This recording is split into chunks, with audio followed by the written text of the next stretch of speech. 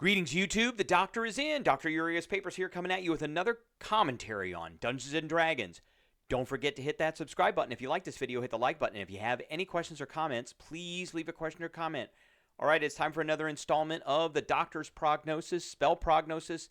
Again, I understand this is not a spell. This is a cantrip, but this is what we're talking about today. We're talking about the cantrip Light. And is this a necessary cantrip that every party has to have? Fortunately and unfortunately, it is. It is quite necessary. One of the first things that gets asked at every table is, who here doesn't have dark vision? And those that don't have dark vision need to have a light source, or they're going to be blind. Light is a quick and easy light source that, well, it's a cantrip, and it says that a duration for an hour, but it can be cast over and over and over again. So it essentially has a duration of forever. So you can touch one object that is no larger than 10 feet in diameter. That's in any dimension. That's pretty big. You could touch a 10-foot block of stone and cast light on it. Until the spell ends, which is an hour, the object sheds bright light in a 20-foot radius and dim light for another additional 20 feet. And for those that have dark vision, I believe they've gotten rid of that. Dark vision is still 60 feet. Used to be that you were able to see in dim light the same as you were in as bright light. The light can be colored as you like, so you could make it purple, pink, green, orange, red, yada, yada, yada, whatever.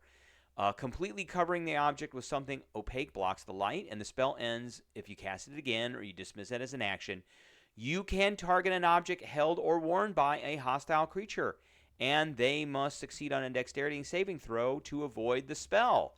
Which means if you see something that's trying to hide or is in the process of hiding, you can cast this spell on it. It gets a dex save, and if it fails, the object that it is wearing or is carrying is lighted up, and they will no longer be able to hide or do any of that kind of stuff. So it makes things very hard.